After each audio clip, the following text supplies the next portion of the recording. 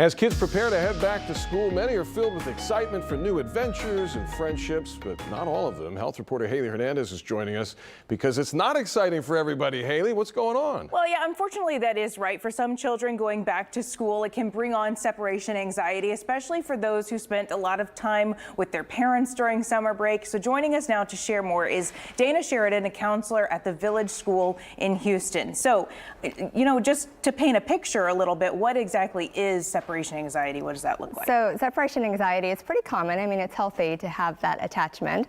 It means that you really love that person and want to be around them. But when it becomes a little bit too much or it impacts the ability to function in life, that's when it becomes a problem. Yeah, because I actually, I was doing my segment this morning called What's Going Around, and I was talking to some pediatricians about what's going around. They're already starting to see stomach aches and headaches that they think are linked to going back to school. That doesn't surprise you. Yeah, and a lot of the symptoms are, the crying, the screaming, psychosomatic symptoms like the tummy aches and, headaches and things like that. So it presents differently in everybody. Yeah, I don't have school-age kids. I have a 2- and a 3-year-old, but I know for daycare drop-off, we go through this almost every morning. The clinging to the legs, the crying. They say, oh, they're fine once you leave, but that's really difficult as a parent to have to force yourself away from somebody who you do want to spend all day with. Oh, yeah. So what can parents do to make this easier on our kids? Well, even at the Village School, we have students as young as 2, so I definitely understand what you're saying. But so parents can do a lot of different things. I've learned over the years there's so many strategies, but one of them is just getting in that structure, that routine. So, if you take advantage of carpool, if your campus or daycare has carpool line, because that's such a clean break, you're driving, they're in the back, and you have a staff member that gets them out, so it's kind of like tag you're it, and they move on. Doing that ritual of a goodbye. So you're prepping them as you're pulling up to the campus, whether it's a special high five, a handshake. We sing the same song every day. Yes, those are all helpful. And then just getting to know the staff. Students will feel comfortable if they see you comfortable with the staff. So if you're talking to the teacher and you're well-versed and you're able to feel confident handing them over to that person, your child's going to feel the same way. That just tells them what to expect every day. Yeah, and then throughout the day, just having, bringing a special memento or, the photo or a special toy or something that kind of is a transitional object that goes from point A to point B. So they take it from the car, they take it to the classroom, and then it kind of takes a nap all day while they're at school. So. Yeah, those are really great tips, but that's all for young kids, obviously. Yes. I think separation anxiety could also be happening if you're going off to college for the first time. For sure. Yeah, it happens at any age, any major life change. So college, divorce, death, anything. It's just being away from that, feeling lack of control and being away from that object that you're attached to. So for college age, there's a lot of things. If you're sending your child off to college, you can go ahead and pre-book their flight of when maybe they're going to come home or for Thanksgiving or what break. So they know, okay, I have that to look forward to.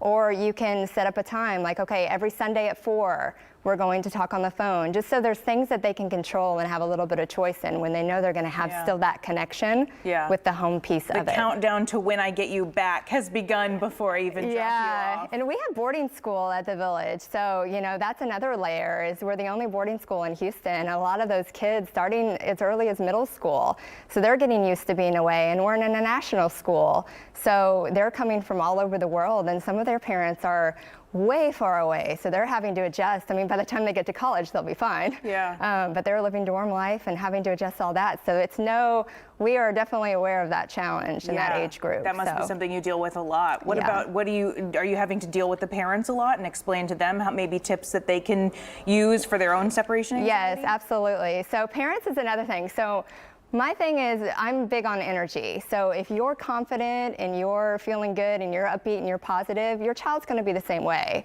If you're feeding into some of the crying, oh, what's wrong? They're going to kind of keep doing that because they want to please you and they want, to be accepted by you. So be positive, upbeat, talk about all the cool things they're going to see at school that day or wherever they are. Just all those special things to look forward to. So.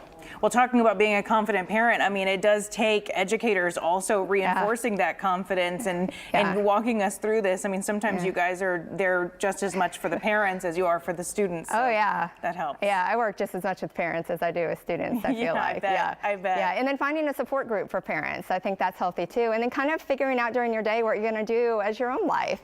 You know, what's your new routine going to be as a parent without your child where they're at school? Because the thing to remember is it's independency. Like, this is great. Being separated from your child is what we want, because that builds independency and gets them going and able to be like a functioning member of society later on. They can't always be by you. So they're going to experience all these things without you that are so amazing. So you have to keep kind of reminding yourself about that. But that helps to also remind the parents of the long-term goal here, because that's obviously what we want our adult children to look like. You don't want them living in your basement for when they're 35. So it's the ongoing joke, right?